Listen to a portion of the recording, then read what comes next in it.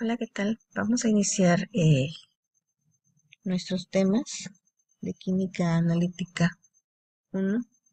Y bueno, primeramente me gustaría iniciar con recordando algunos conceptos y términos que ustedes pues ya conocen o han visto en otras materias, pero que pues definitivamente nos van a ser importantes en esta asignatura. ¿Ok? Pues vamos a ver la introducción a los métodos químicos y voy a iniciar comentándoles pues que principalmente este material es una manera, pues de alguna manera ilustrativa, clara, concreta, con los conceptos que ustedes necesitan para la materia. Es importante que ustedes pues, revisen el material, que tomen algunas notas también. Podríamos incluir algunos textos en inglés también. Y bueno, eh, temas técnicos asociados a la materia, algunos ejercicios también. En nuestras sesiones de sincrónicas, pues vamos a hacer algunas actividades, ¿no? Bueno, ¿por qué estudiamos química? ¿Por qué estudiar química? Si nosotros eh, observamos eh, a nuestro alrededor, pues nos vamos a dar cuenta que todo tiene que ver con la química, ¿no? Lo más mínimo que podamos observar, eh, no podemos saber, a lo mejor ver los átomos, ¿verdad? Ver cuál está constituida la materia, pero sabemos que está constituida por átomos y que esos átomos tienen partículas. Ujú. Conocemos como electrones, protones, neutrones, las más comunes, ¿no? Y podemos observar que ocurren ciertos procesos en esa transformación química. Como podemos ver en la imagen del lado izquierdo para ustedes y para mí, vemos un poco de clavos. Algunos ya sufrieron una por su oxidación, por estar expuestos a lo mejor a la intemperie o a los cambios de temperatura, ¿no? Es una transformación, es una reacción química la que ocurre ahí, ¿no? Y bueno, del otro extremo vemos el fierro, el oxígeno, y vemos que se forma un óxido, ¿no? El óxido férrico. Entonces, cuando estos dos se unen, el fierro y el oxígeno, ocurre esa formación de un compuesto que nosotros conocemos como óxido férrico. Entonces es lo que decimos nosotros, por ejemplo, en el caso de los clavos que vemos ahí, decimos que sufren una oxidación. Ajá. Y efectivamente es ese fenómeno que ocurre de la oxidación. Vamos a ver que la química, como bien dice aquí, es una ciencia que estudia la composición, la estructura y los cambios que experimentan. Vemos que también algunas ciencias también importantes, como son la química orgánica, la inorgánica, la orgánica, pues todos aquellos eh, compuestos orgánicos llamados hidrocarburos, por ejemplo, los hidrocarburos, y también aquellas compuestos, eh, transformaciones orgánicas que ocurren en la naturaleza. La inorgánica, bueno, sabemos que tiene que ver con todos los elementos de la tabla periódica. Ujú. La bioquímica, aquella una enfocada hacia al área de también de la biología, de esa transformación también que realizan ciertos compuestos, también ciertos organismos. La fisicoquímica es una combinación de temas importantes que se ven en física, como son el trabajo, la energía, que también tienen que ver con la química, ¿no? Se unen estas dos para transformarse en una sola. Y empezamos a ver un poquito de procesos, ¿no? De procesos o cambios termodinámicos que ocurren en los procesos. Y finalmente la analítica. Esta ciencia también se encarga de hacer todos los estudios que tienen que ver con temas como gravimetría, como también la volumetría, que son técnicas analíticas que permiten determinar y cuantificar también qué componentes o qué compuestos o qué elementos constituyen una muestra, un analito, ¿no? Entonces hay métodos también instrumentales que también igual nos permiten cuantificar y identificar qué componentes tienen mi muestra, obviamente. Aquí, en química analítica, vamos a hacer, a ver aquellas técnicas que nos permiten también, de manera eh, a nivel laboratorio, determinar ciertos componentes presentes, cuantificarlos en ciertas concentraciones. Aquí vamos a recordar conceptos como normalidad, molaridad, etcétera, ¿no? ¿Okay? Entonces, como dice aquí, casi todos los estudios comprenden más de una de las áreas tradicionales de la química. ¿Okay? Vemos también que, aunque la química tiene sus raíces en la tecnología antigua, los principios científicos que rigen esa ciencia aparecieron por el siglo X,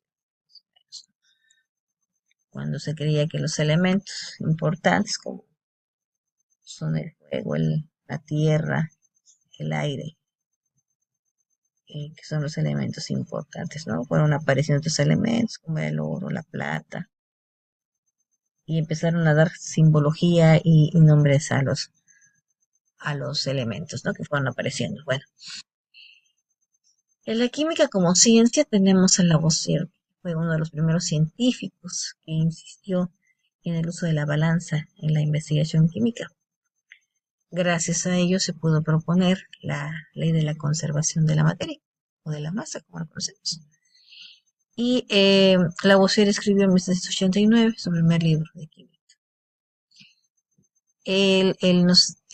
A él le debemos el, el la conceptualización de la conservación de la materia, que dice que exacta, lo mismo que entra, tiene que ser exactamente lo que sale.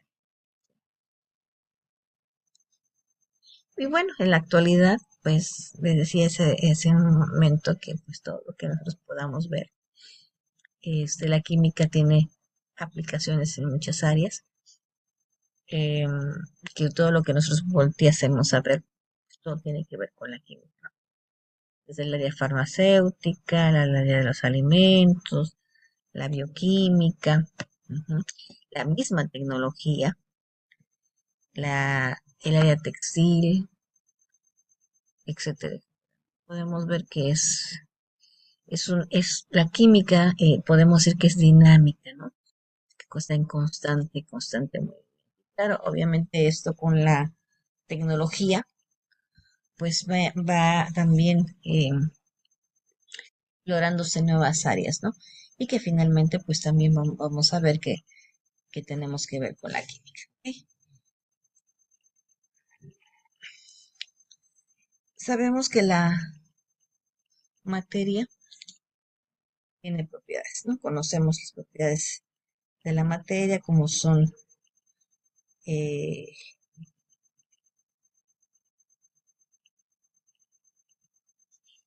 vamos,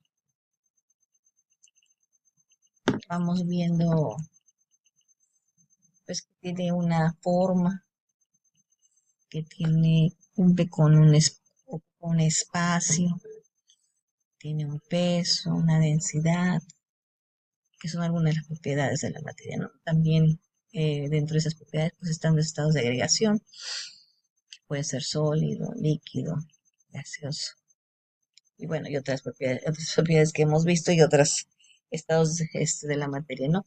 Pero principalmente los que nosotros nos ocupan pues son estos, los sólido, líquido y gas, ¿ok? Vamos a ver que la clasificación de la materia, tenemos sustancias, eh, tenemos elementos también, ¿no? Las sustancias tenemos los elementos y también tenemos compuestos.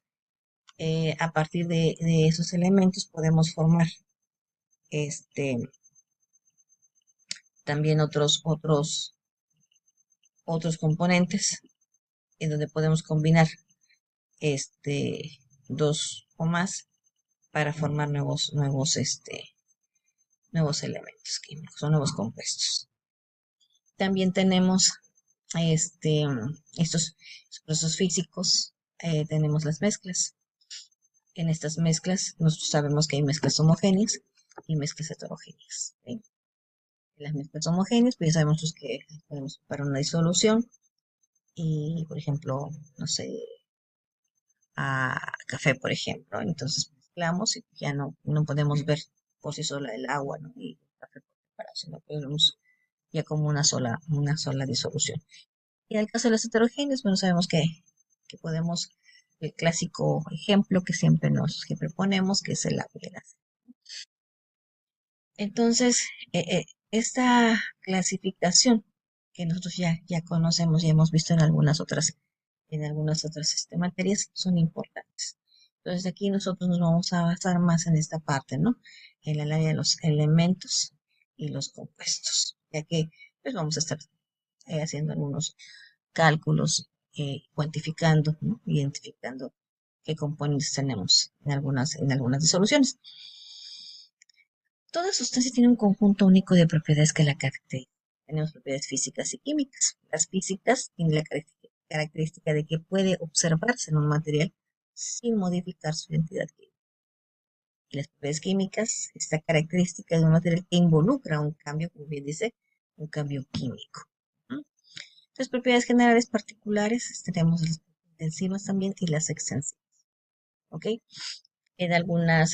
Por ejemplo, en algunas sustancias, como por ejemplo tenemos aquí el ejemplo, el agua, el oxígeno, el hidrógeno, oxígeno, podemos ver su estado, ¿sí? El punto de ebullición, la densidad, si es inflamable o no inflamable, etcétera.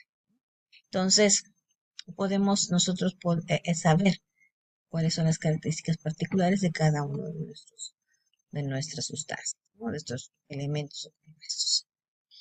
Otras propiedades son la rigidez y compresibilidad. Puede usarse para definir los estados de la materia, los que ya hablábamos hace un momento, el gas, líquido y sólido. Pueden existir conversiones de esos tres estados sin que cambie la composición de las sustancias. Por ejemplo, un ejemplo clásico que siempre se nos maneja, pues es el agua. El agua es una sustancia pura, pero la podemos tener en los tres estados de agregación.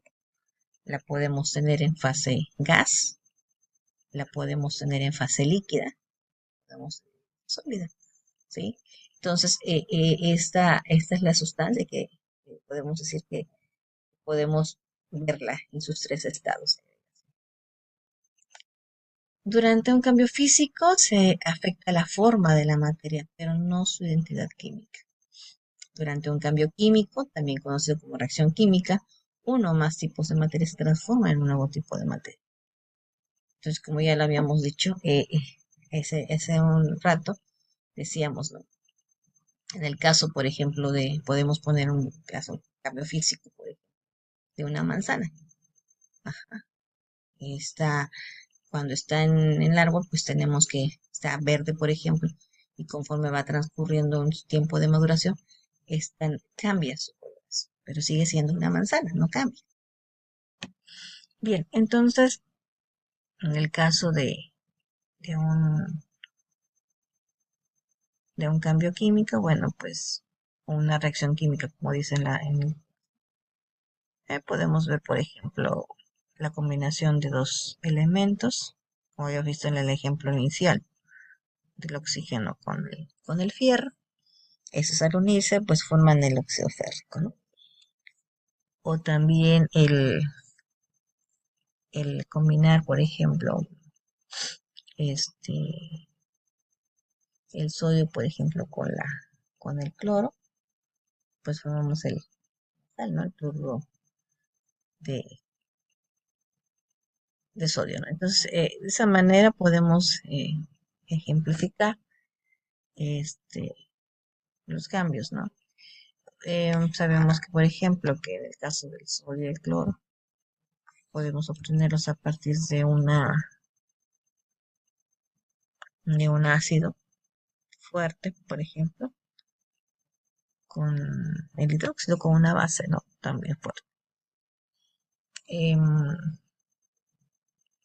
Tenemos aquí ejemplos de unos elementos y de compuestos. En el primer caso tenemos el azufre, el,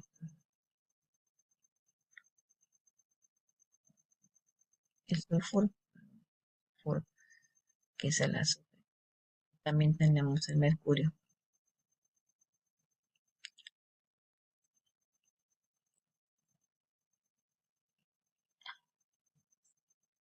el yoduro de mercurio. Entonces, tenemos aquí, podemos ver, eh, como les decía al principio, podemos partir de un elemento o de un compuesto para determinar o hacer una determinación o una cuantificación. Podemos conocer qué cantidad vamos a colocar o qué cantidad vamos a tener de un compuesto, ¿ok? Eso es importante. La concentración o la cantidad presente en una muestra. Tenemos aquí que una sustancia, un tipo de materia que tiene siempre las mismas propiedades, como ya habíamos mencionado, una, un elemento, una sustancia que no puede descomponerse por medio de alguna reacción química en sustancias más sencillas. Les decía al principio que algunos científicos fueron este, descubriendo algunos elementos químicos y fueron poniendo nombre y fueron utilizando símbolos para identificarlos. Como vemos del lado izquierdo es la simbología de los alquimistas, de algunos elementos como el cobre, el plomo, el hierro, carbón, el níquel, etcétera. Y del lado derecho tenemos los símbolos del sal. Eh, Lavoisier, como dice aquí, enlistó 33 elementos, 20 de ellos siguen vigentes. Actualmente se conocen 103 elementos. En 1830, Jacobs Berzelius propuso el uso de letras como símbolos de los elementos. Sabemos que en algunos elementos, por ejemplo, vamos a poner el níquel y el nitrógeno, iniciaban con la misma letra, ¿no? Con la letra N. Entonces, para diferenciar un elemento de otro, se le agregaba una letra minúscula, que diera continuidad al nombre. Por ejemplo, en el caso del nitrógeno, se empezó con la letra N, simbolizaron al nitrógeno, y el níquel lo simbolizaron con la letra N también mayúscula, pero le agregaron la I latina. Entonces ya teníamos la simbología del níquel para diferenciarla del nitrógeno, ¿no?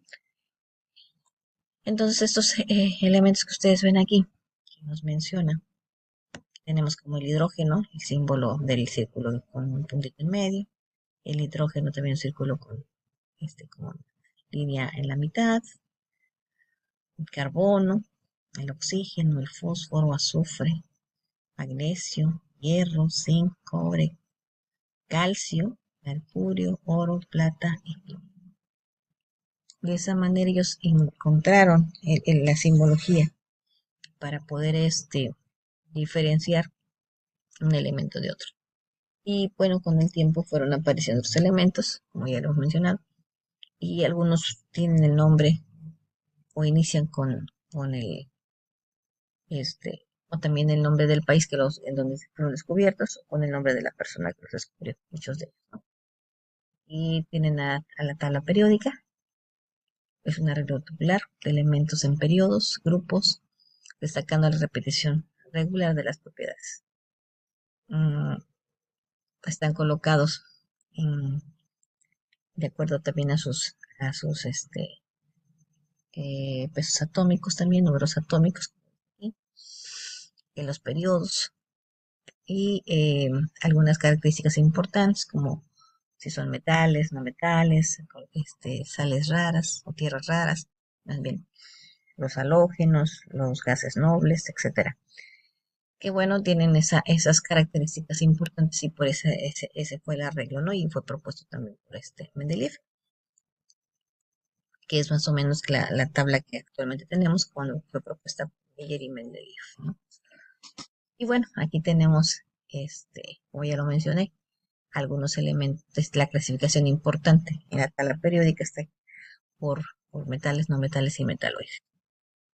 Esa este, es la importancia que tiene esta tabla periódica y que bueno, si bien no sabemos todos los elementos a lo mejor, pero podemos recordar los más significativos, como son el oxígeno, flúor, cloro, yodo, bromo, hidrógeno, cloro, litio, que son los que más se utilizan, fierro, magnesio, manganeso, plata, oro, etcétera. Entonces son los gases nobles, que son los que sabemos que sus capas de valencia están completas, ¿no? Por eso se consideraban inertes.